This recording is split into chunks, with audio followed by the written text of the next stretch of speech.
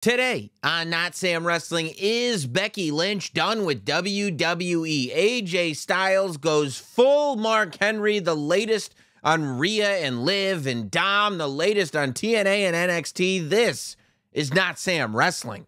Welcome to Notsam Wrestling, coming to you fresh off of a week that was so big, it required in a post-WrestleMania, long post-WrestleMania environment, not one, but two different emergency podcasts. If you're subscribed to the Not Sam Wrestling podcast feed, you got those emergency podcasts. If you're subscribed to the Not Sam Wrestling YouTube channel, you got those emergency podcasts talking about what happened after Monday Night Raw between Liv Morgan and Dominic Mysterio. We got a couple more tidbits to talk about that today, but I also posted a reaction video as Megan Morant and I were in Stamford, Connecticut, in the Raw Talk studio, waiting to go live, watching those final moments of Raw and our true, instant response to the kiss as it happened. Not to mention Jordan Grace and All Ego Ethan Page both showing up in NXT. We'll get to both of those soon. However, before we do that, big moment on SmackDown. The question was, who is Cody Rhodes' next opponent going to be? We saw Cody Rhodes and Logan Paul do the dance in Saudi Arabia at King and Queen of the Ring. So it was like, okay, we had a little story going into that. So what's next? And that one of the reasons why the Uncle Howdy name was coming up. It's like, okay, is Uncle Howdy something that Cody is going to do between now and SummerSlam? Is it, who's it going to be? Is Randy Orton going to pop up at some point? I mean, and we realized that AJ Styles was always a possibility, but the question was, in what context? It felt like the story between Cody and AJ Styles had kind of been told. So what are we getting with another Cody AJ Styles match? Well, that question was answered on Friday night. So leading up to this, and I think it was last week's SmackDown, so it would have been the SmackDown before King and Queen of the Ring, I think, unless that was 2 weeks ago. No, it was last week. Yeah, for sure. The SmackDown leading up to King and Queen of the Ring. AJ Styles goes to Nick Aldis, and he says, look, what do I got to do? And Nick says, you're at the back of the line, champ. What am I going to tell you? You got your shot. It was a great match. You didn't win. You're back of the line. AJ goes, all right, I understand. And then he shows up on SmackDown this week. He goes, Nick, I've been doing a lot of thinking, a lot of soul searching, talking to my friends, my family, and I'm ready to say what I need to say. And I'd like to do that in front of the fans and do it publicly the first time I do it. If I could have some time at the end of tonight's show. And Nick Aldis, being the great general manager that he is, says, AJ, now I got no problem with that. That sounds good to me. So AJ Styles gets out to the ring, and they're kind of teasing throughout the whole episode that this could be a retirement. And especially when we realize that AJ Styles is wearing pastels. It's not a pastel pink, but it's a pastel blue. Regardless, it's a friendly color that is disarming. And your head instantly goes to Mark Henry. Your head instantly goes to Mark Henry putting on that salmon jacket to tell the world that he was done, and baby, he's coming home, the tears coming down from his eyes, only to slam John Cena down and remind John Cena that he still has a lot left in the tank. So any of us that have been watching wrestling for an extended period of time, and even if you haven't and you didn't necessarily know the Mark Henry reference, but you understood, that swerves are a part of this thing, aside from being an AEW world champion, that you kind of figured, okay, this feels like it's probably going to be a build to the next thing. I think this is going to end up being a build to AJ Styles versus Cody Rhodes, but I'll be damned if that segment, even with that knowledge, even with the Mark Henry knowledge, even realizing we're all the steps that were taken to get to the Mark Henry thing, we have no opponent for Cody Rhodes in mind for a pay-per-view that's in like, at that point, what, 2 weeks? 2 weeks and a couple days?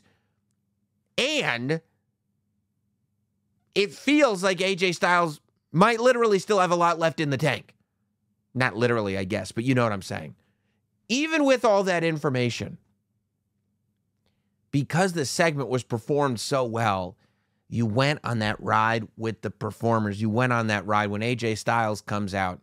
And instead of saying, hey, I've missed all this, I've missed all that, he says that he got some clarity when he got to celebrate his son graduating high school. He got to be home. And he has missed a lot. But he got to be home, and he got to celebrate that very special moment and realized, oh, this is what life is all about. I've done everything that I came to do. And the Good Brothers, Luke Gallows and Carl Anderson, who are going to be competing for the NXT Tag Team Championship at Battleground, were out there. And you go, okay. And then they too sweet. One final, too sweet. All together in the ring. And it really is amazing that when you think about it, that those guys that are too sweeting, which, by the way, AJ Styles and the Bullet Club, really it was Devitt, right? It was Finn Balor before it was AJ Styles. But Finn Balor, Gallows and Anderson, AJ Styles after Finn Balor, those are the guys that first started using the too sweet as kind of that tribute hand gesture. Of course, that they got from the NWO, who got it from the Clique. The too sweet hand gesture, a staple of the Clique. Who is running the show in which these three men are tributing their own career with this too sweet hand gesture, but one of the people, one of the key members of the original group that brought that hand gesture to wrestling, popularized that hand gesture for the first time, Triple H. It really is amazing how many layers to this there really are when you start to think about it. And then he says, I want Cody Rhodes out here. So Cody Rhodes comes out, and even then, you go, of course, if I'm using just my brain, why are you bringing out Cody Rhodes if not to turn on him? The only reason you would be bringing out Cody Rhodes is so that you can turn on him. But because wrestling did what wrestling does, which is pull on our heartstrings, which is, for a moment in time, make us forget about this big old garbage computer that we got in our skulls, and instead pay attention to that beating heart in our chest. Pay attention to our emotions. Let our emotions lead the way. And throw every piece of logic out the window, as Cody Rhodes cited the fact that the two of them had one of the best matches that Cody Rhodes has ever had at Backlash in France, and AJ Styles had also referenced how great that match was. And that is key because that is true. That was a great match, even by AJ Styles standards. By AJ Styles standards, by Cody Rhodes standards, by whatever standards you want to put on it, that match was incredible. And Cody says, you know, and this was so cool to me, right? Because now you can go back. Based on where we were going, it makes even more sense. But Cody said that you and I have only exchanged one set of text messages. And it was me saying, hey, you okay after our match? And you saying, I'm all good, little brother. And then Cody says, thank you to all of us in the locker room that looked at you like a big brother. And it's this great emotional moment. And it's this moment where AJ is identified as not only being a great wrestler, but being somebody that everybody in that locker room, whether you're just coming up from NXT or whether you're tippy-top Cody Rhodes, that everybody in that locker room looks at and admires. The other thing that it did was it clarified. Don't get it twisted. Cody Rhodes and AJ Styles have never been friends. It clarified that we're not telling this story where these two great friends are being torn apart by AJ's lust for the WWE Championship. No. This is the only time these two have texted each other in the entire career of Cody Rhodes and the entire career of AJ Styles. Cody's now been back in the WWE for, 3 years almost? And they've never exchanged a text message other than after the match in France. And it was just one text each way. So they're not friends, which is key to where we're going. Which is Cody Rhodes making sure the fans gave it up one time for the phenomenal one, AJ Styles. And AJ Styles at first accepting it, and again, allowing even those of us that have been watching for years and years to get emotional and get caught up in this, only for AJ Styles to attack Cody Rhodes as our brain was telling us he was going to. And eventually getting him up on the steel step and giving him a Styles Clash off the steel stair. Now what you've got is a rematch, theoretically at Clash at the Castle, which has a pretty deep story built into it. You've got something that now has stake, that now has some fire, and instead of just being like, hey, when we do King and Queen of the Ring, we want the big match to go to Logan Paul, and then we'll get back to the AJ Styles thing. And AJ Styles just coming out saying, hey, I'm not done with you, and just getting right back to it. Everything has a reason. Even if it's not a storyline reason, we make it a storyline reason. The fact that Logan Paul got the match with Cody Rhodes at King and Queen of the Ring is essential to the story because it illustrates that AJ Styles was not going to get that rematch. That AJ Styles was looked at as being beat, and that the SmackDown brass and Cody Rhodes had moved on from him. We're going to Logan Paul, and then now he's beating Logan Paul. We're going to go to somebody else. The fact that we're not just doing 3 straight matches, storyline-wise, it all adds up. It also, to me, so a couple of things. AJ was great in this segment, of course. But I think what made this segment was Cody's performance was out of this world. And I know that Cody crying is a meme at this point, but you believed him. You absolutely believed this guy. And the big brother thing, and the respect he has for AJ, and the respect he has for the industry, and the importance of being somebody that people revere in the locker room. You believed every bit of it. You believed the tears. You believed Cody getting choked up. Cody was awesome in this segment, I thought. And what you end up getting is, okay, we've got 2 big premium live event title matches that we've had since WrestleMania, and now we have the first real story where the match is not going to be about, oh, well, they said some things in the contract signing. No, there's a reason that goes even beyond the WWE Championship that this match has happened, and that's the first time that has gone down for Cody Rhodes since WrestleMania, and I think that that's key. The other thing that I couldn't help but think about, aside from the fact that Cody Rhodes was so good in this segment, was that it makes even more sense now that Gunther won the King of the Ring tournament. That most of us, between Gunther and Randy Orton, would have thought, oh, okay, if they're announcing the SummerSlam match, it's got to be Randy Orton versus Cody Rhodes. That's your match. That's what it's got to be. If Randy Orton had won King of the Ring, there is nothing they could have done to give this any steam. If Randy Orton had won King of the Ring, it would have been an inevitability that 2 months later, Cody and Randy would be the match that headlined SummerSlam. There'd be no doubt in anybody's mind. So you could have AJ Styles attack Cody Rhodes. You could have AJ Styles do whatever he wants. Everybody who watches that match would be thinking, okay, this is just going to be a fun match that Cody Rhodes wins because we're really just waiting to get to SummerSlam. And that's what you don't want.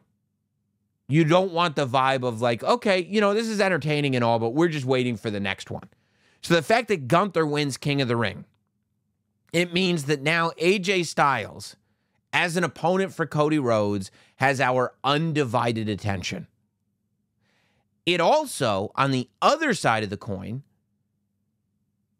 makes Damian Priest versus Drew McIntyre that much more interesting because there was a real conversation going on. Now that we know Gunther gets the WWE World Heavyweight Championship title shot at SummerSlam. Now that we know that, does it make more sense that he would face Damian Priest, or does it make more sense that he would face Drew McIntyre? To me, I would pick Damian Priest. But I get the idea of going to SummerSlam with Drew McIntyre versus Gunther. So what you've got is this idea that because we know Gunther is looming, it makes Drew versus Damian more interesting.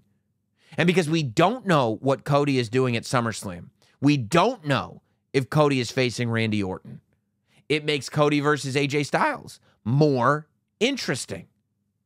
And if that's intentional, bravo.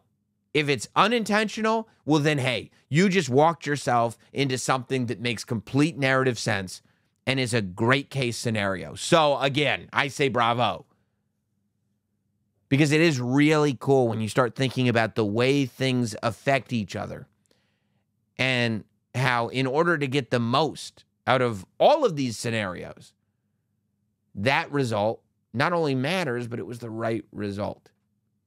Because here we go. Now, I don't know. Does Cody Rhodes still have his match with Randy Orton at SummerSlam? I think that that's entirely possible. I think you have to be careful how you get there. Because what you don't want is the idea that whether Randy wins the King of the Ring or not, he gets the prize. You don't want that. So maybe Randy gets a second chance. Maybe there's some other qualifying thing. I don't know. But also, does Cody's reign need to go uninterrupted?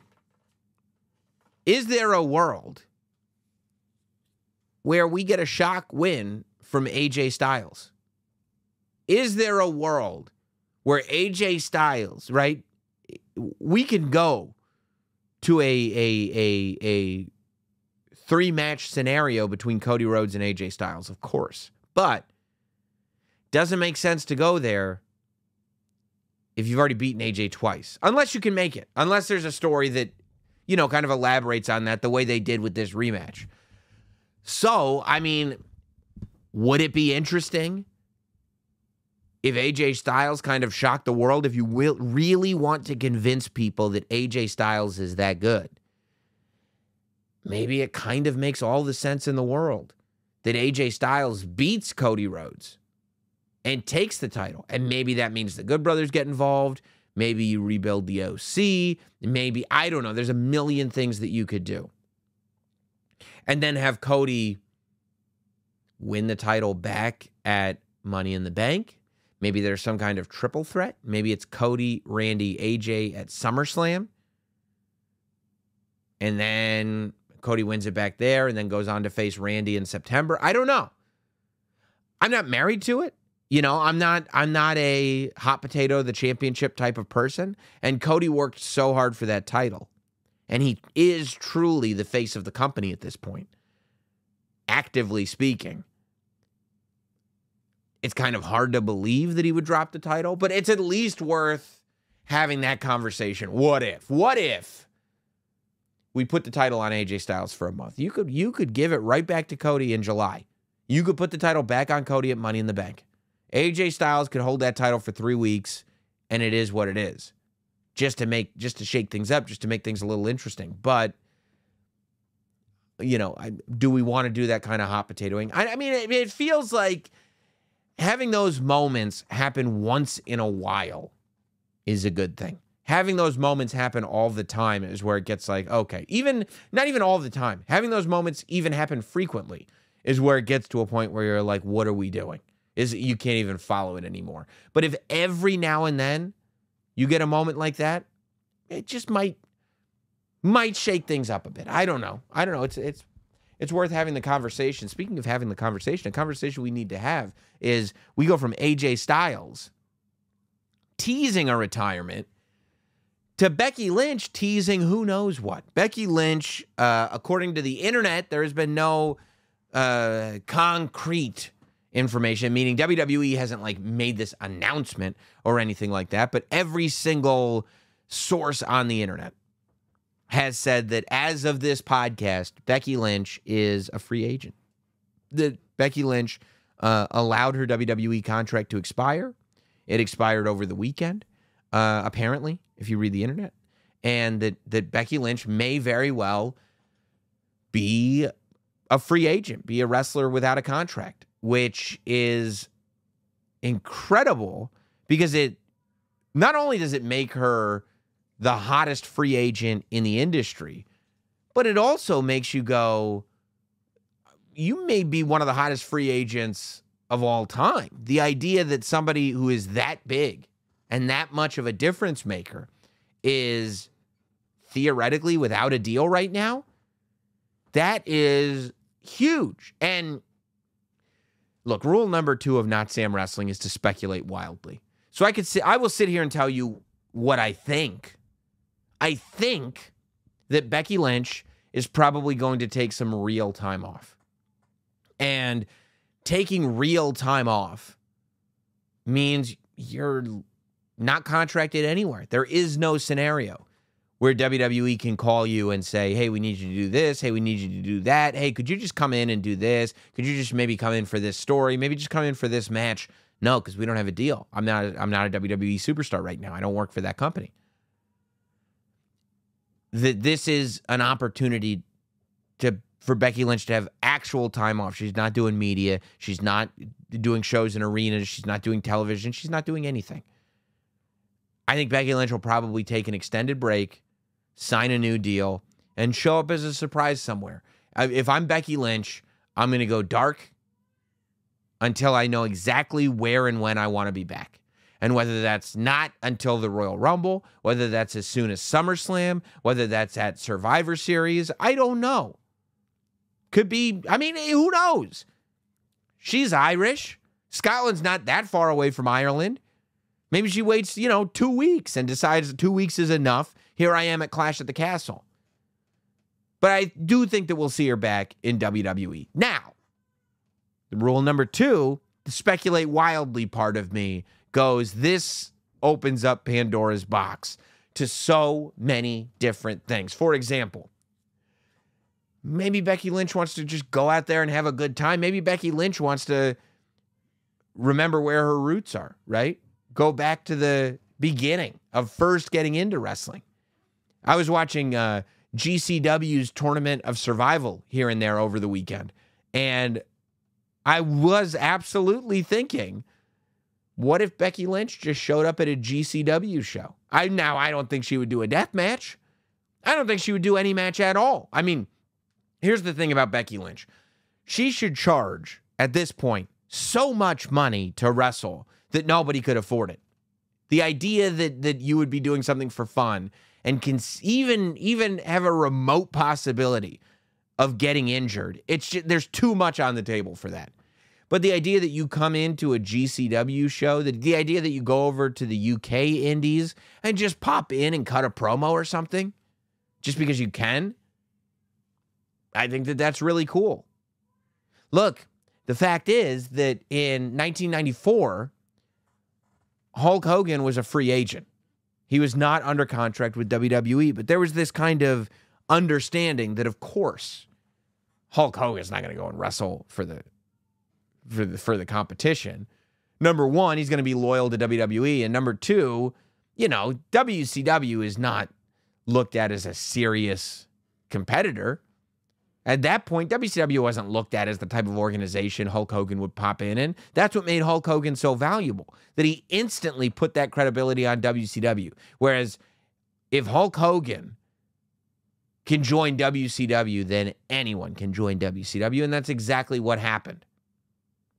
So even though the idea could be Becky's just going to go away for a while, the fact that she doesn't have a deal means that she can, legally speaking, theoretically, if that's true, even if true, who knows if it's even true, that she doesn't have a deal, she can do whatever she wants. And can you imagine, if you were to speculate wildly, how big of a difference it would make in AEW if Becky Lynch showed up?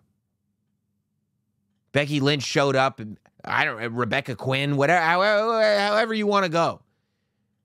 But you show up in AEW, and I don't know, maybe you do the Adam Copeland thing, and you jump off of a steel cage after working with a bunch of young guys or girls. Maybe you do, but you could also say, hey, I'm going to go after this person. We could theoretically have Toni Storm versus Becky Lynch at Wembley.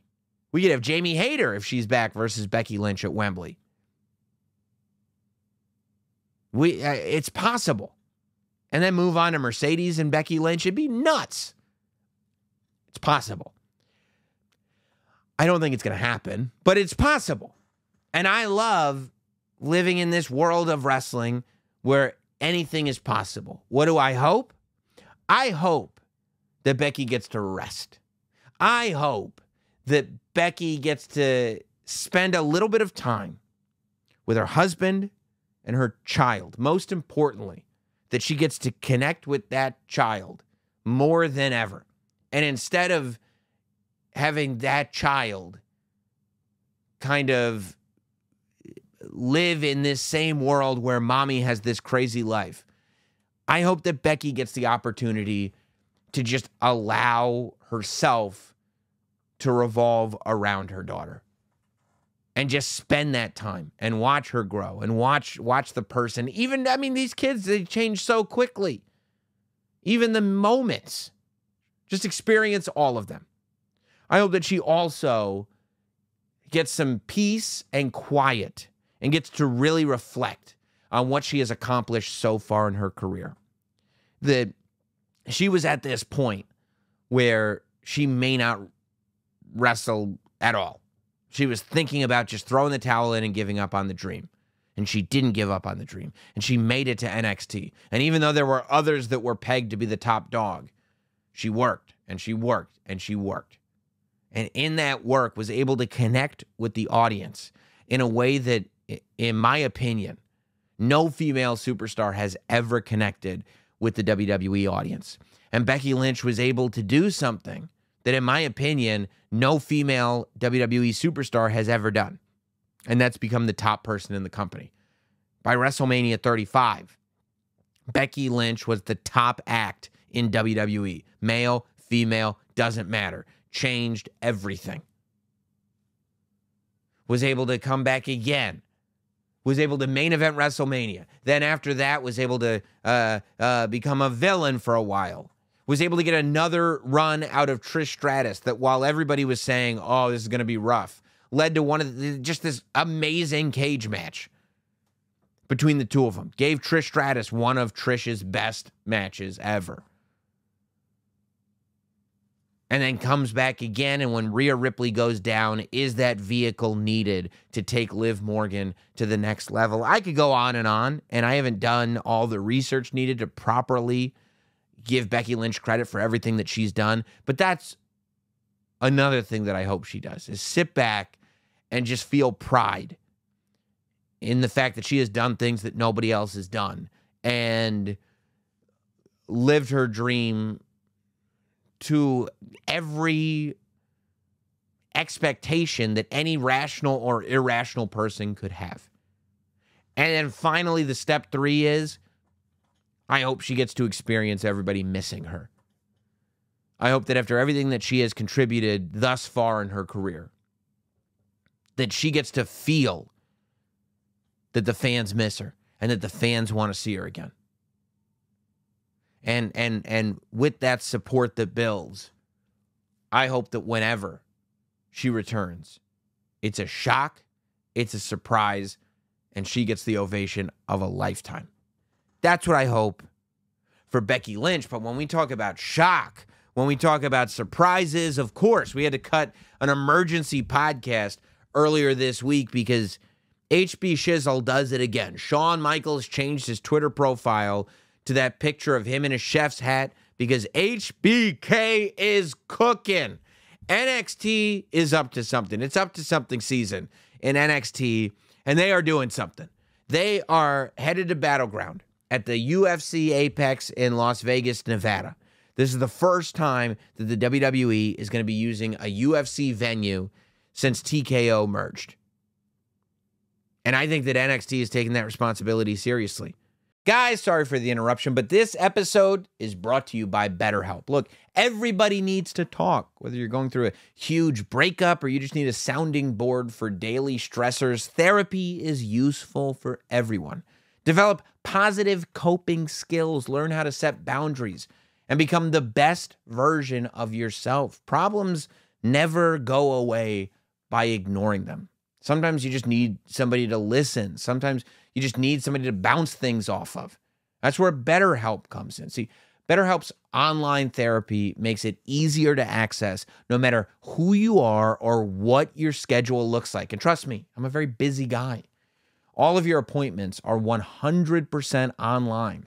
Do therapy whenever and wherever it works for you. Just fill out a quick survey to get matched with a licensed therapist, and you'll be on your way. Get it off your chest with BetterHelp. Visit BetterHelp.com/NotSam today to get 10% off your first month. That's BetterHelp, HELP.com/NotSam. I think that NXT is looking to put their best foot forward as a can't miss WWE brand, just as they're getting ready to start their CW deal in the fall, and just as they're ready to go in there and take over one of the UFC's venues. That they go, hey, we're going to give you a show that you can't miss. And the ratings are reflecting it. The NXT ratings are going up, up, up.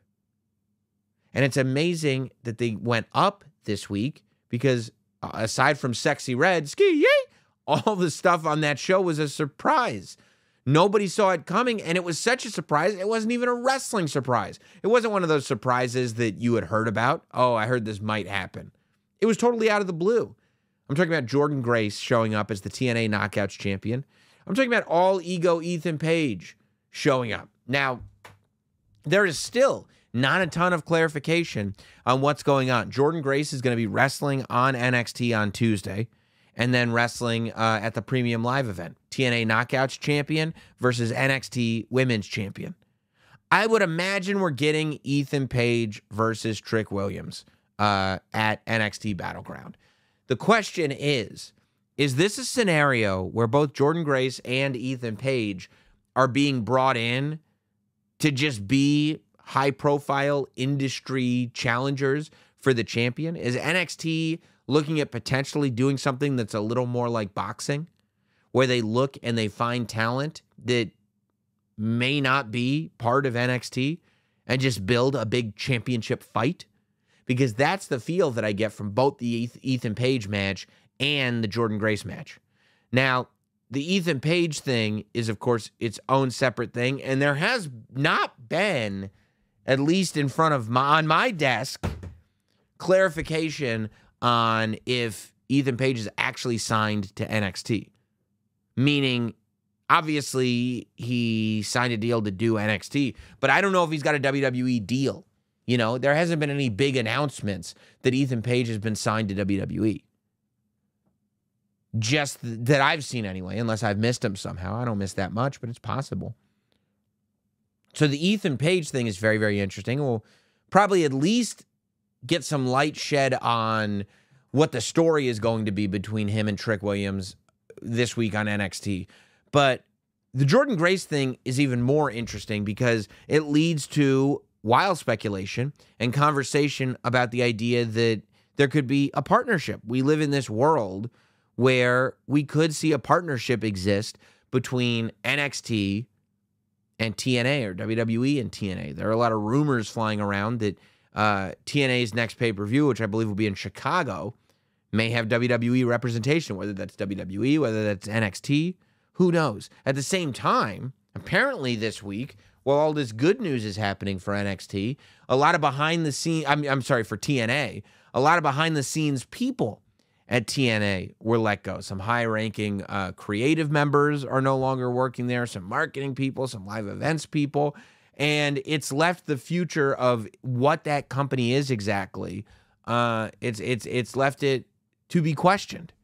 I think I would not be surprised at all if a relationship was developed, especially with Triple H running things between WWE and TNA. I mean, keep in mind, who is Triple H's partner and the CEO of the company, Nick Khan. Nick Khan obviously keeps his finger on the pulse as far as professional wrestling goes. Over WrestleMania weekend, there were reports of him at Bloodsport. There were pictures that came out of him watching the Bloodsport show that GCW put on from backstage. There was a Joshi show, women's Japanese wrestling show that happened in Los Angeles over the weekend. There were reports that Nick Khan was at that show, kind of watching the talent and watching the presentation, and who knows what he was watching. But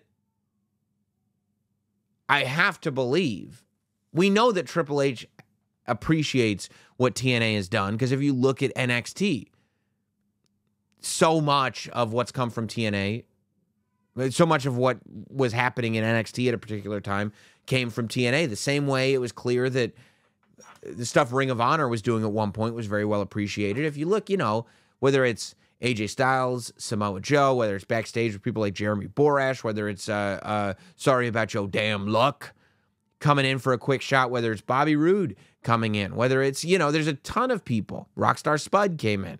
A ton of people coming in from TNA. So the question is, what is that relationship even going to look like? Are we going to see talent go back and forth? Are we going to see WWE develop a relationship with TNA the way they've done in the past with other organizations? That's the other thing. This forbidden door is talked about, but WWE has never been shy about working with organizations that they feel like are not directly competing.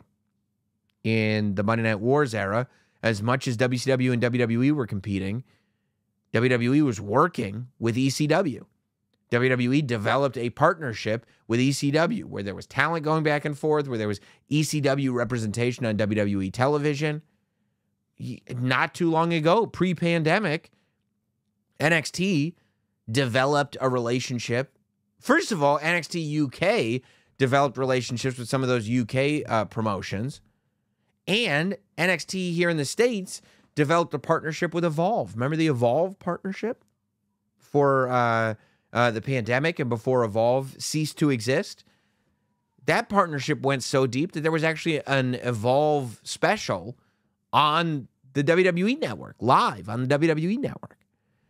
So, I think there is a world where TNA and WWE have some cooperation. I think that sending some NXT stars to TNA to wrestle different people, with a different product, under different management, with different crowds, I think is probably something that they look at as a good thing for some of the talent in NXT. Just because a lot of that NXT talent has never known anything outside of WWE, and it's good to have a varied palette. It's good to have a full toolbox. But also, and this is something I've said before, I talked about it for years. I think that when you look at a lot of WWE superstars, the TNA tape library would probably be pretty valuable. Now, it's a little different now because WWE doesn't do DVDs anymore, and they don't have a network, right? They have Peacock, but it's more like the deals are made now through these different streamers. So I think it's looked at probably a little bit differently. But even with that said, the idea that because WWE owned the footage, they make a ton of documentaries, more now than ever. So the idea that in this AJ Styles story, you could go back and show all of the TNA stuff because you own that tape library, it'd be smart. It'd be super valuable. Who knows what's going on with Dexter Lumis? We'll talk about that in a moment, but we could go back and see some Sam Shaw stuff. What about if we're doing LA Knight?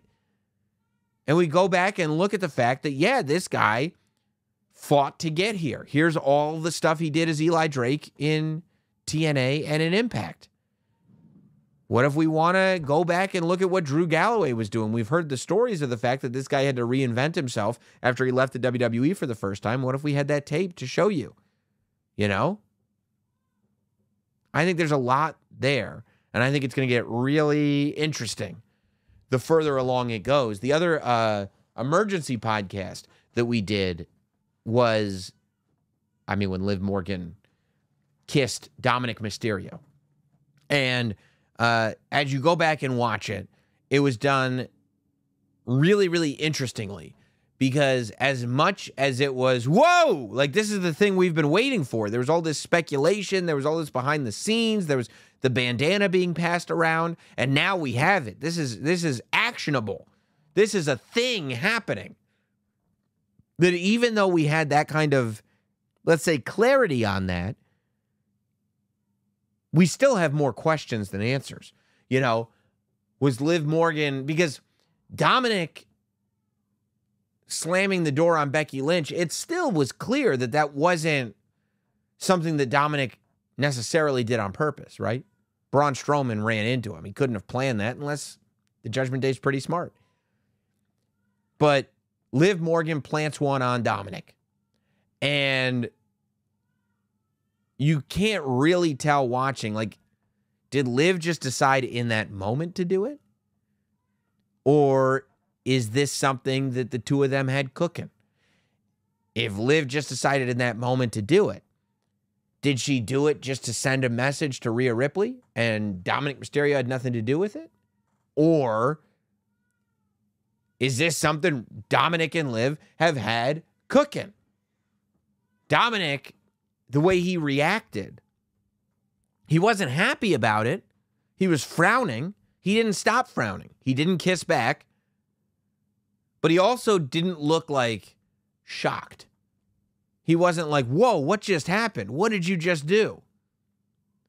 And it's hard to tell watching the footage if, as a character, Dominic is upset that people know or upset that it happened or pretending to be upset.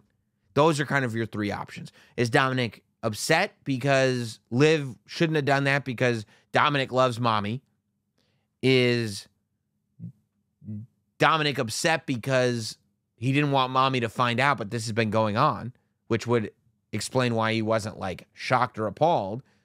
Or is Dominic pretending to be upset because, you know, it's part of a bigger plan? Either way,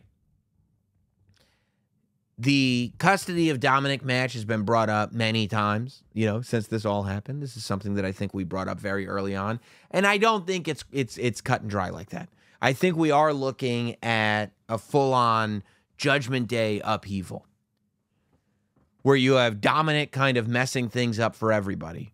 But I think Finn Balor and JD McDonough stay villains. I think Damian Priest stays a hero.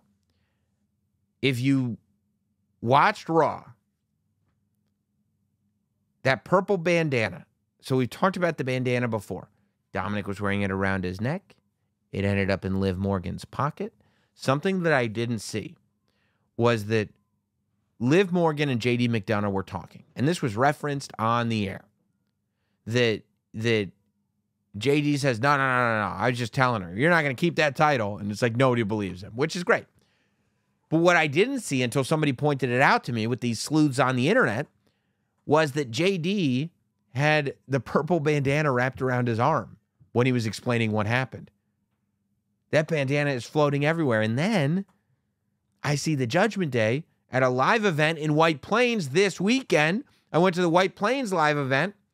Judgment Day, it was Finn Balor and JD McDonough versus the Awesome Truth. JD's still wearing that bandana on his arm. Is that the same purple bandana? Is it a different purple bandana? Is it a coincidence? It's hard to believe it's a coincidence because I don't see Liv with that purple bandana anymore. We saw Liv in the car with Finn Balor. I think that Liv is sowing the seeds of discontent, and maybe she's figuring out how to get to everybody, right? Maybe she's realizing that when it comes to Dominic, his weakness, well, his weakness is the ladies. We've seen that with mommy. Maybe there's a different way to get on Finn Balor's side. Maybe there's a different way to get on JD McDonough's side. But I think the idea of taking everything away from Rhea Ripley is not, I stole Dominic from you. Is not, I stole the women's championship. It's, I have the women's world championship. It's, I stole Dominic. And it's, I destroyed the Judgment Day.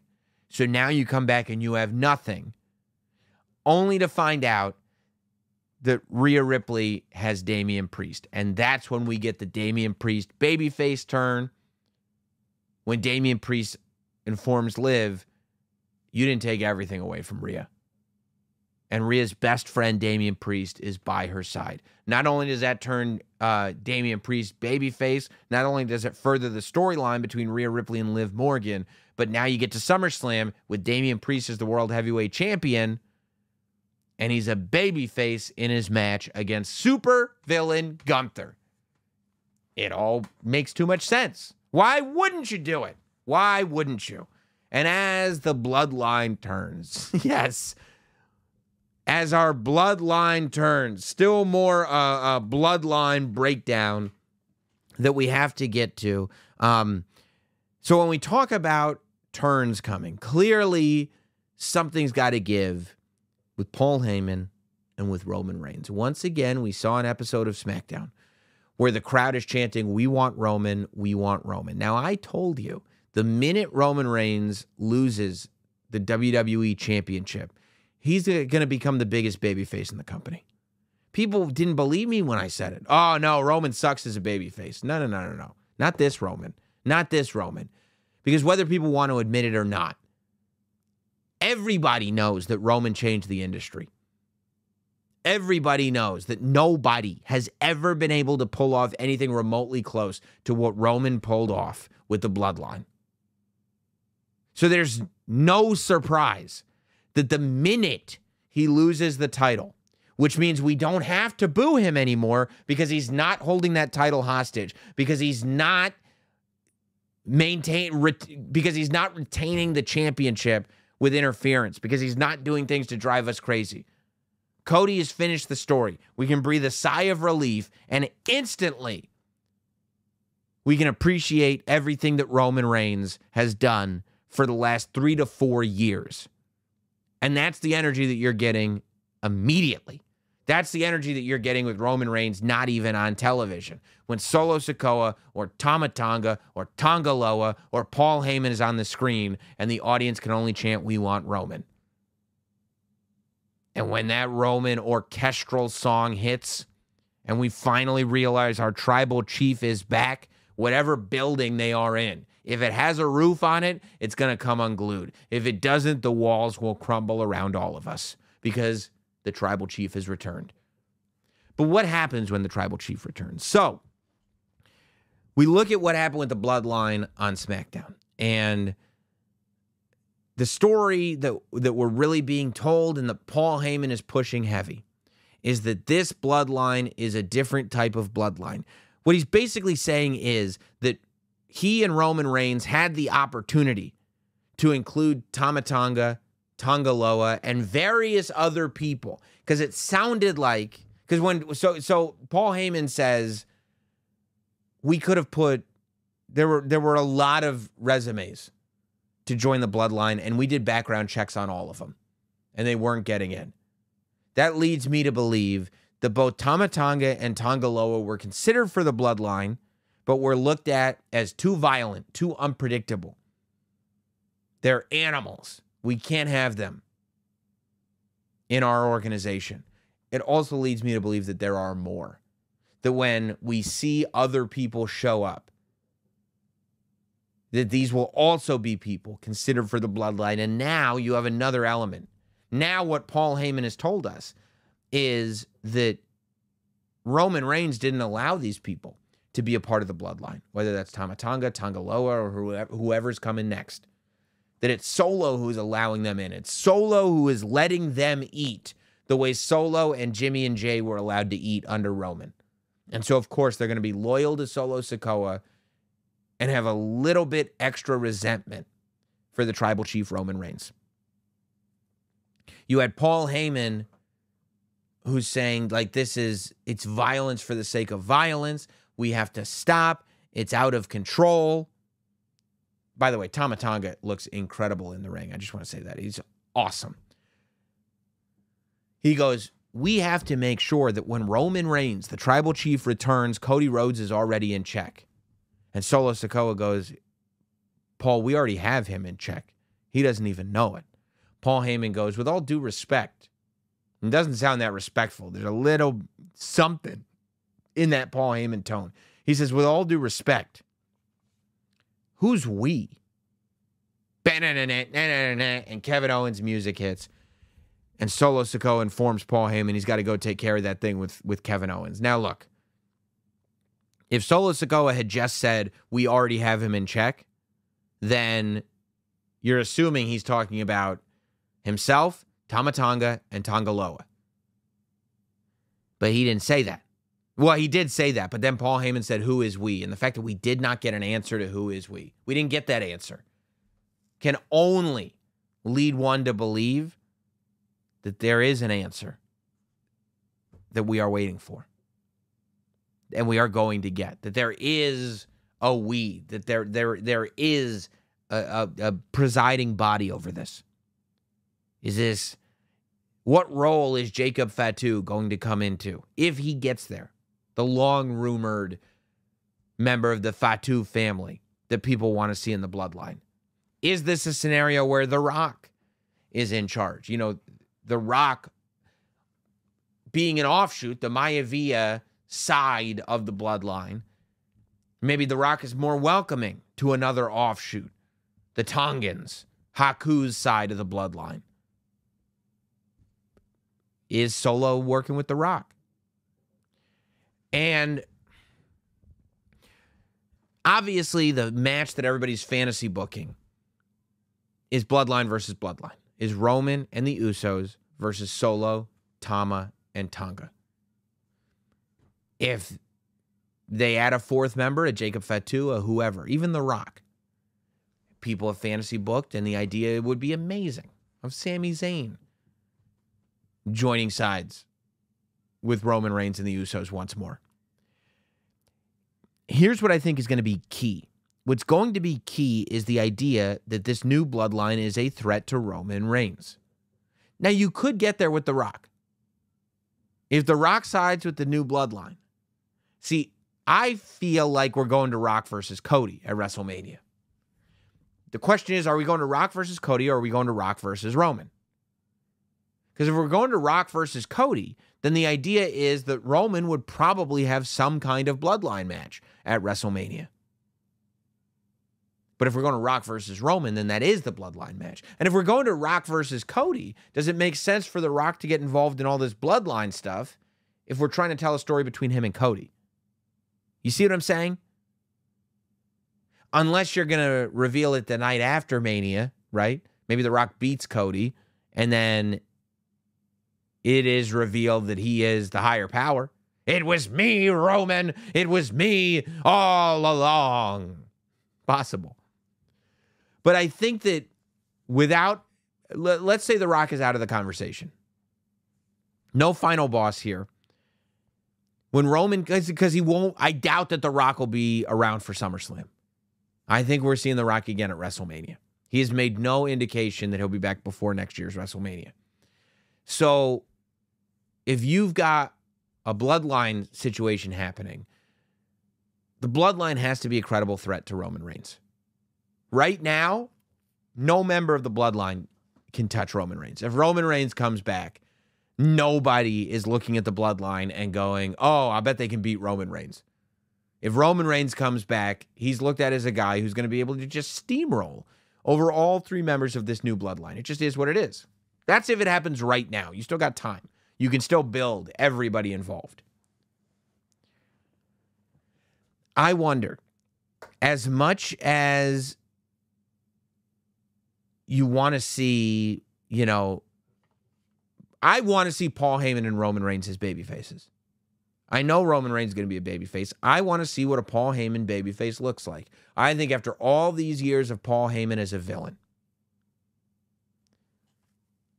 it would be so interesting to see him as a hero. And I think, and it goes back to what I just said about Roman, the work that Paul did with the bloodline makes him a babyface. People want to appreciate all the work that Paul Heyman has done, not only with the bloodline, but everything before the bloodline. As the advocate for Brock Lesnar, as the brain behind ECW, as everything. We want to be able to finally cheer Paul Heyman. That's a thing. But would it make more sense for the we to actually be Paul? That Paul has sided with the new bloodline. And if The Rock is associated with the new bloodline, wouldn't it make even more sense for Paul to associate himself with that new bloodline, as that's where success goes? You know, we get a promo on SmackDown with Paul Heyman and Kevin Owens. And Paul Heyman is just promoing his ass off like he always does, but really telling this great story of, I am telling you to stop. I'm telling you what's going on. Why won't you listen to me? And Kevin Owens makes it clear, why would I listen to you? And Paul Heyman argues that people have had to forgive you. People have had to believe that you've changed, but no, nobody ever wants to believe the wise man. I'm a Hall of Fame wise man. Nobody ever wants to believe me. But while I do want to see Paul be right, you know, I do want to see, we should have listened to Paul Heyman. I think that that's a very interesting dynamic. I also, part of me thinks that Kevin Owens' whole character, his entire gimmick, is that he's right. He's the only one on the show who knows what's going on. He sees what the audience sees. He's right. So it's almost like you want to take people down a road where they're going, just listen to Paul. He's trying to tell you, the turn happens. Not only do we now have a bigger opponent for Roman Reigns, but Kevin Owens was right again.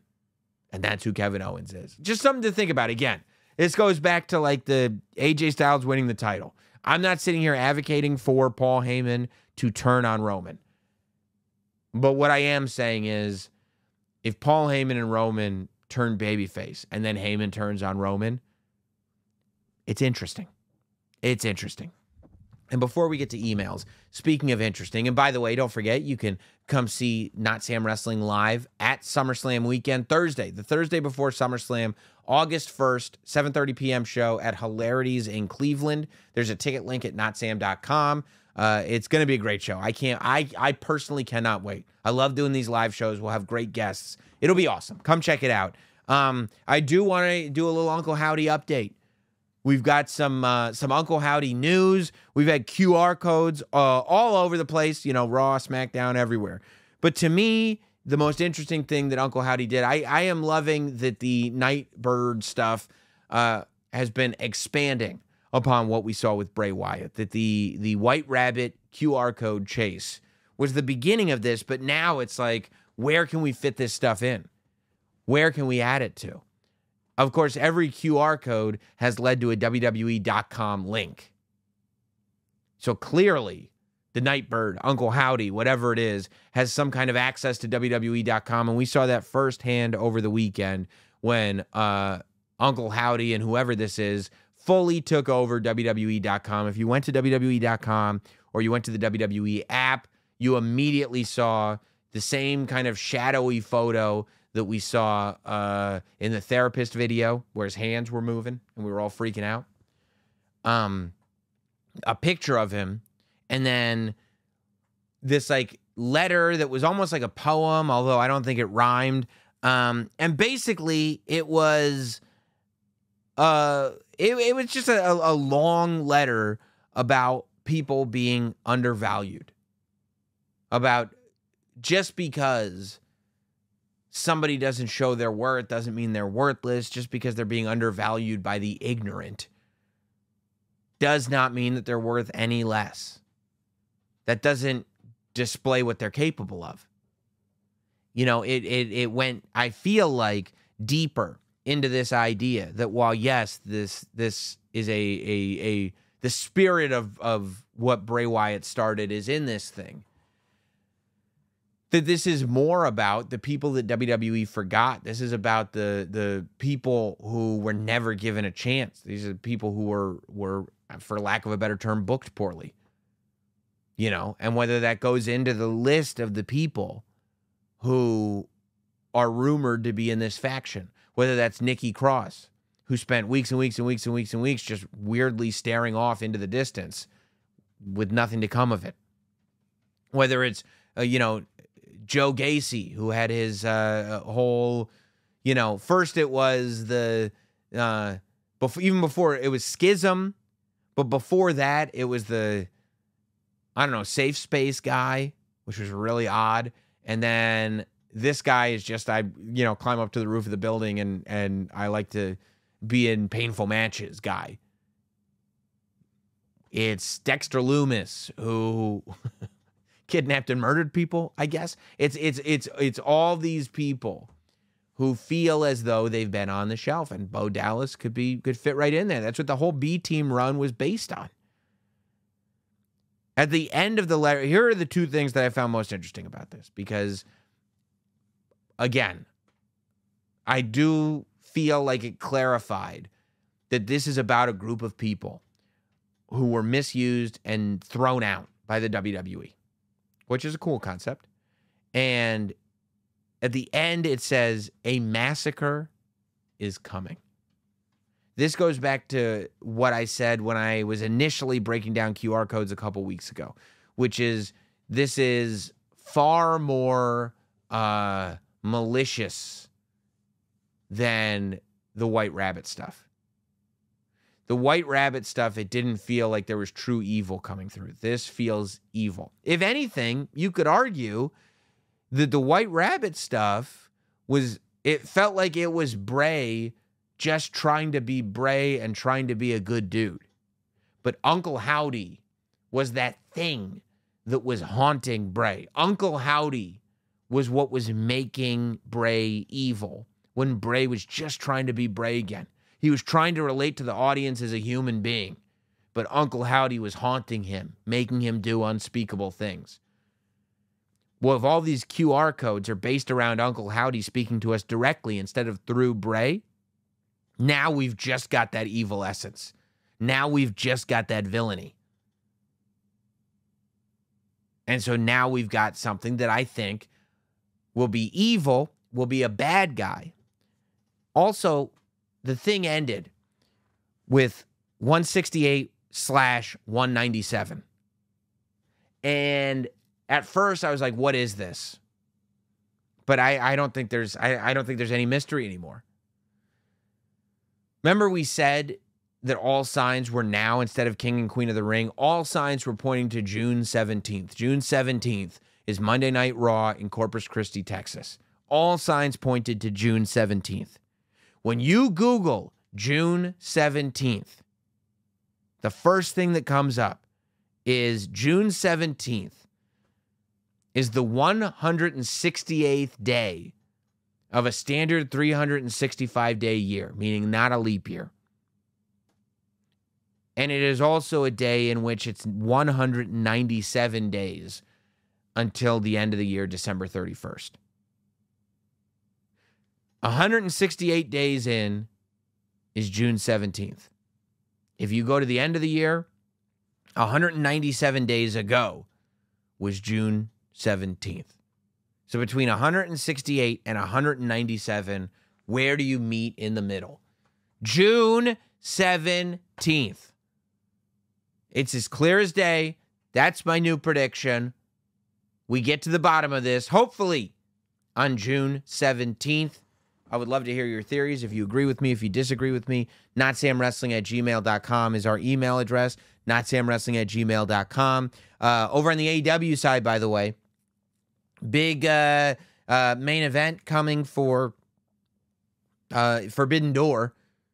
Will Ospreay versus Swerve, which was way earlier than I thought we were going to get it. I thought that was coming much later. I honestly thought Will Ospreay was going to win the Owen tournament and then go to Wembley to face Swerve, but I guess we're getting it in June.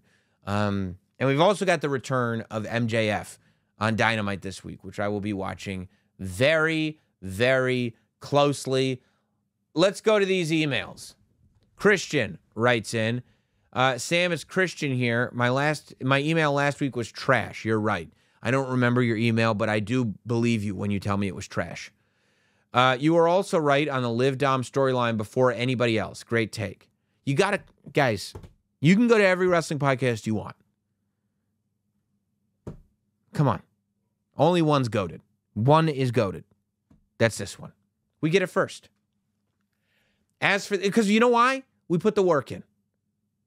Look, I mean, I'm putting the work in, guys. You know, I'm not kidding around here. I take this stuff seriously. As for Uncle Howdy, do you see the reveals happening on a televised show? Do you think the Wyatt Six will arrive in one move, or will we get one at a time? Man, I really think that we should get the whole faction at once. I think that we have waited so long through all these QR codes that a slow release, you're not going to get people excited. I think that this should be something that tries to own the summer. This should be the thing that is one of Monday Night Raw's key components. I think that this summer on Monday Night Raw should be about the build to Gunther winning the championship at SummerSlam from Damian Priest. It should be about Rhea Ripley eventually returning and Liv Morgan getting her comeuppance. And it should be about the havoc that this group is causing on Monday Night Raw. And for them to own the summer, I don't think it's like a slow drip. I think we've gotten enough slow drip and they just hit down upon us like a bomb.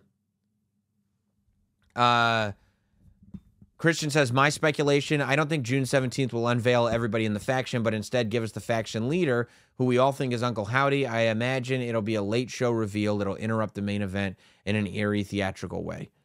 Maybe. You know, I mean, yeah, I would like, let's go for it all. Like, let's not sprinkle. We've had enough sprinkles. I'm ready for a whole scoop. One of the latest QR code journal entries said that a massacre is coming. Yeah, we were just talking about that. So I've been thinking once all 6 arrive, they'll go after anybody and everybody. The Final Testament would be a good initial target as they're big physical dudes with a bit of darkness too. It's a decent mid-card crew that wouldn't throw the Wyatt Six too high too fast. I agree that putting the belt on The Fiend made a creative challenge in the WWE. We'll be careful not to elevate the Wyatt Six super fast. By the way, I don't say Wyatt Six because we don't know if it's called Wyatt Six. I love hearing your wild speculation. Thank you. And I appreciate that that's wild speculation. But we don't know if it's the Wyatt Six. And also, I get that you can't put the world title on people right away, but you also have to make it feel like there's real meat on the bone. It doesn't feel like going after the Final Testament fits in with their mission. Even if it doesn't have to be an upper card group. But it should be a group of people who feel like they're the WWE's chosen ones, right? They should be going after people who were not forgotten by the WWE. And one could argue that everybody in the Final Testament, be it the Authors of Pain, be it Karrion Kross and Scarlett, be it Paul Ellering, all of them at one point or another were forgotten by the WWE. Now, I don't know. Maybe you want to tell a story where you guys were forgotten and you should have joined us and you didn't, you know, maybe. But I feel like it makes more sense for them to go after people who were not forgotten. And also straight up baby faces to make it clear that this is a heel faction. Austin writes in, if these matches were to be at SummerSlam, who do you think should be the main event? Okay, great question. Randy Orton versus Cody, CM Punk versus Drew, Liv Morgan versus Rhea Ripley, Gunther versus Damian Priest, Roman Reigns versus Solo Sikoa in Tribal Combat. Up until the very end, I was going to say Randy versus Cody. I mean, Roman ain't wrestling anywhere except the main event. If you've got Roman versus Solo Tribal Combat at SummerSlam, it's got to be Roman in the main event. You know, you can book it as a triple main event. Roman versus Solo, Randy versus Cody, and Gunther versus Priest are all main events, but all 5 of those matches are main events. That could be the whole SummerSlam card, the way cards are being built nowadays. But yeah, there's just no way. There's just, without exception, Roman main events. That's all Roman does, and that's all he should continue to do. Let's go to Matt. First off, congratulations on recently making 500 episodes. Thank you. A great achievement to be sure. I was wondering if you have a go-to wrestling gif. I really like the Ric Flair, you were wrong. Please see attached. You were wrong. I don't know if I tweet a GIF. If there's 2 memes I like. We're live, pal, and I wasn't booked from Beyond the Mat. Those are my two go-tos, but I don't know if I have a GIF of them. Floyd writes in, "Ahoy, Sam, I got two questions." Good. Firstly, I think Bayley has lost a bit of a spark during her championship reign. Don't email that to me anymore. Like, I'm tired of hearing, hey, you know the babyface who conquered their foe at WrestleMania? I think they've lost a spark. Give it a minute. Let it cook. Don't hit me. People say that about Cody. People say it about Priest. Like, knock it off. But Jax as a monster heel champion would be really fun to watch. Do you think it would suit Bayley more to chase the women's championship if Nia Jax wins at SummerSlam? Secondly, what if Dominic Mysterio went a step further in his character and started coming out to Eddie Guerrero's Latino Heat theme song of the early 2000s? Number one, no, if Nia Jax wins, it's not so Bayley can chase it. It's so Nia Jax can just be the dominant champion. But no, I think Bayley would be better off being the only person that can beat Nia Jax right now. And I think Dominic coming out to Eddie Guerrero's theme music would be terrible. I mean, you know, there's subtlety, and then there's smashing you in the face with a sledgehammer. Remember? Yes, we remember. Let's go to this email. I'm surprised watching the amount of negative reactions on social media for Priest's title run so far. For me, he's doing way better than expected. He's getting better and better in matches and promos as well. Has that championship aura around and genuinely feels like a main event guy. I think he's great. I think Damian Priest is great. You know, haters are going to hate. A lot of people hate us because they ain't us. You know, that's something I deal with all the time. Yeah, again, these are things that you have to give time to. But, you know, I don't have any problem whatsoever with Priest's title run. I think it's been good so far. Captain writes in, hope the fam is doing well, Sam. They are. Thank you. I've been back into the product for the last year. That's awesome. And it's been amazing. But I feel like the matches on TV often lack a bit of flair. Woo! The guy's old, man. He already had his last match. It doesn't need to always be a big bump fest like ladder matches or TLC, but a unique type every few weeks when there isn't a gimmick match, pay-per-view, PLE coming up would be lots of fun. So far, I have no clue what you're talking about, but I'm willing to continue reading. Cody versus Shinsuke bull rope match has been one of my favorite matches this year and was a welcome surprise when it happened, as well as this week's steel cage match between Becky and Liv. Okay. So you're saying, I wish they would do the thing that they're doing. I personally would love to see a tag team bull rope match between the... I mean, we're not just going to... I'm done. I think if you read that email to yourself, you realize, like, you're sending me an email that says, I like stipulation matches. I wish they would just add stipulations to matches for no reason. The cage match between Becky and Liv happened because Dominic interfered in Saudi, so they wanted to stop interference. The bull rope match between Cody and Shinsuke happened because Cody and Shinsuke had already had many matches, and that was Dusty's specialty. So if you can explain why, who is it? Why would the Street Profits and DIY be in a bull rope match? Why? They're both baby faces. Pancho from Ecuador. Thank you, Ecuador. I've been thinking about WrestleMania 40 a lot, and I keep coming back to the moment we all thought for a split second that Mox was returning. I did not think that for even one split second. As much as I would have loved to see him return, a part of me is happy he didn't because I don't know how he would have fit into the whole Seth Rollins being Cody Shields scenario. However, I'm curious to know, if you had to have him come back for WrestleMania only, how would you have fit him into the ending of the match? Well, that's the thing. If he was only coming back for WrestleMania, I probably wouldn't have done it. Like, I think if you were going to get him back, if Dean Ambrose could return, then I think the idea of fitting him in and having that be his return moment, easy peasy. Like, then I would say, you know, maybe Roman, you could have done when Roman laid out Seth the first time. You could have just had Ambrose come out the lunatic fringe and lay out Roman Reigns. And then, I don't know, are you out of Bloodline members at that point? Have a Samoan take him out. But yeah, the only thing for him to do would be for him to come in, lay somebody out, and then get laid out. Because you still have to have Seth laid out, and you still have to have Seth get hit with the chair to end the match in order to tell the story that you're telling.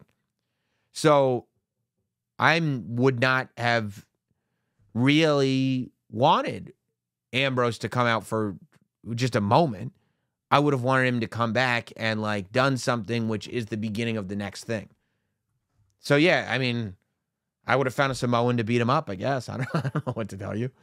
Why would AEW have Moxley come in just to have The Rock give him a rock bottom and then, be thrown in the garbage? I don't know. Brian writes in, hope this email finds you well. I always enjoy checking into the show, especially during this year's WrestleMania season. I wanted to get your thoughts on this Bloodline scenario. Love Bloodline scenarios.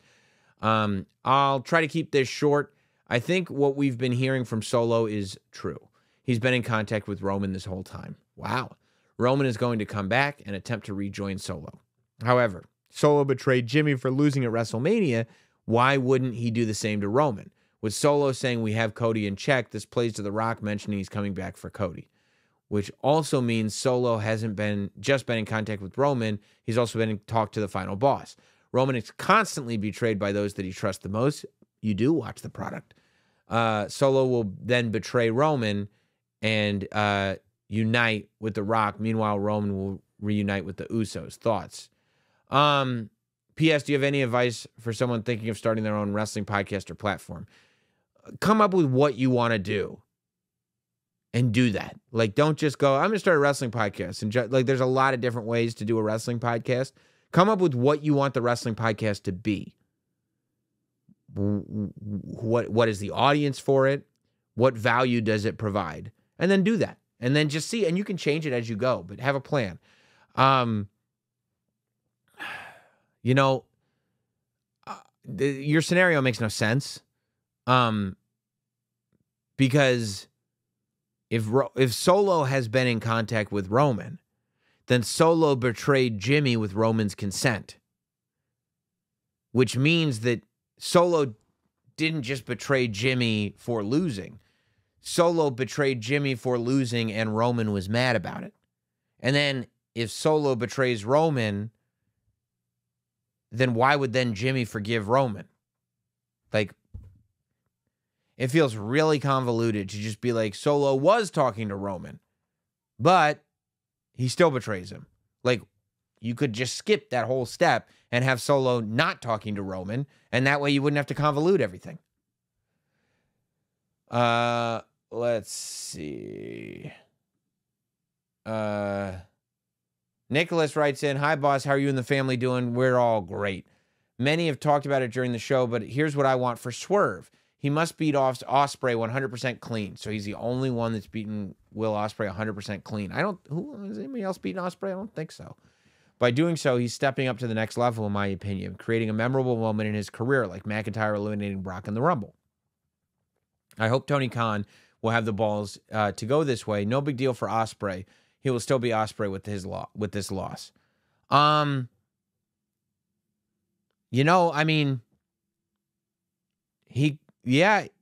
Swerve could beat Ospreay clean, and then Ospreay gets the rematch in Wembley. And Swerve knows he can beat Ospreay, but Ospreay doesn't know if he can beat Swerve. That's a story. I'm not mad at that. I'd like to see that. I don't know if Tony will pull the trigger on that, but I'd like to see that. Courtney writes in, since we all know by now that everything counts, do you think we'll see Ava use her power as NXT GM and connection to her father to translate into a heel role anytime soon? It's clear Ava took on the GM role to give her the chance to show what she can do on screen and develop a character while refining any weaknesses in her game off screen. I think she's doing great, and there's going to come a perfect time for her to embrace her heritage and the on-screen real authority of her father. It's possible, but we just saw Ava as a heel. Ava was in Schism. So I don't think Ava as a heel anytime soon unless it's directly related to the Bloodline story. And even then, I'm not sure that that will happen because I think that the idea is that Ava's young. Like, you want Ava to have a long career in the WWE. So the idea of launching her all the way up to the top story in the industry and putting her in the Bloodline right now is almost like, well, where do we go from here? It doesn't really give her time to develop. So I think she's in a great spot right now, and I'm not looking any further than what's in front of us. Mark writes in, do you see Tama Tonga and Tonga Loa challenging for the tag team championship anytime soon? With Triple H putting together all these factions, it's time to create a 6-man title? That's a question. Enjoy listening. No 6-man title. We don't need more titles. There's no reason for a trios title in WWE. There's no reason for 2 of them in AEW. No trios title. Do I think Tama and Tonga are going to win the tag team championship? Well, yeah, I mean, sure. Theoretically, maybe if they want to start building the Bloodline as a power base again, heading into SummerSlam, sure. I don't see any reason. There's no reason not to. You know, it seems like they're teasing a breakup between Theory and Waller. So I would imagine that the titles will go on to a babyface team, and that'll break up Theory and Waller, with Theory being the babyface and Waller being the heel. So once a babyface team has the titles, there's no reason why the new Bloodline couldn't steamroll them and win the tag team championship. Yeah, I wouldn't be against it. Let's see. These are long. Okay, Matt writes in, I've been listening to the podcast religiously since early 2023. I love that. I love your podcast. This is my first time writing in. Did you catch the latest QR code? I logged into 2K24, and I was surprised to see they put a QR code there as well. It links to a special locker code for the game with another cryptic video. That's so awesome. Wasn't sure if you caught this one, and I know you're following along. Congratulations on 500 episodes. Yeah, they're really cool. My wife doesn't understand why I get so excited for your emergency podcast, and I told her simply because we have feelings. Thanks, Sam. I mean, man, I'm glad you, first of all, you're 100% right. I love that they're finding like new original ways and places to put those QR codes. They're so cool. But people are like, oh, it doesn't really sound like an emergency. The emergency is that we have feelings. The emergency is that we're feeling things and we need to unpack them. You know? Oh, it doesn't sound like an emergency. Do you not have feelings in your heart? That's an emergency. Last email. Brian writes, oh, Hutch. First time, long time. If you hate it, roast away, good sir. I do not ever need permission, but I appreciate you. After last Monday's pod, I had a thought about Orton versus Gunther. Okay. I think to build a quick, fun story. What? I don't like it already. Quick, fun story. Let's build a quick, fun story. That like goes back to like, oh, this is a quick, fun match. Like, no. Let's do a real gritty story. Let's do a story with some cojones. You can run back the rematch at Clash and have Orton beat Gunther. Hear me out, but Gunther gets his leg on the rope or whatever, and the ref misses. Oh, right. Because we're talking about the King of the Ring. Because that hasn't been announced yet. Okay. Now we're 1-1 with bad ref calls. Build the Orton Gunther 3 at Money in the Bank. You can have a stipulation or not. Whatever the story needs to be to keep it interesting. Make sure there's a definitive winner type of thing. Gunther beats Orton clean at Money in the Bank. Orton isn't hurt by a loss and builds Gunther even stronger with a win of this caliber heading into SummerSlam. I won't be mad at 2 more Orton versus Gunther matches. No, I don't. The first one was a legitimate mistake. The idea of discrediting your referees further by having them screw up again. This era isn't about screwy finishes anymore. I don't want to see a screwy finish. And I don't need an Orton Gunther 3 at Money in the Bank. Like, no. Like, what are we even fighting for at this point? Especially if it's like the crown's not on the line, the SummerSlam main event's not on the line. Why do we keep having these matches? No. Totally against it. Don't need to see it. I'm gonna say no. But I appreciate you emailing in. Appreciate all you guys emailing in, listening. If you're on Spotify, answering the little Q&A, subscribing to the podcast, leaving a rating. If you're on Apple, leaving a rating and a review. Both of those things help the podcast tremendously. And it also helps if you decide to not only listen, but watch the podcast on YouTube. You go to youtube.com/Notsam Wrestling. You can see the entire podcast there. You can also subscribe to the YouTube channel, leave a comment, hit like, interact with everything. Listen and watch, especially if you're on YouTube. Watch every podcast. Don't pick and choose. They're all great. I appreciate you. I'll talk to you guys soon. Hopefully see you in Cleveland. You can go to notsam.com for tickets August 1st. You can also email notsamwrestling@gmail.com to be on next week's Notsam Wrestling email segment. We'll see you then. Have a good one, everybody.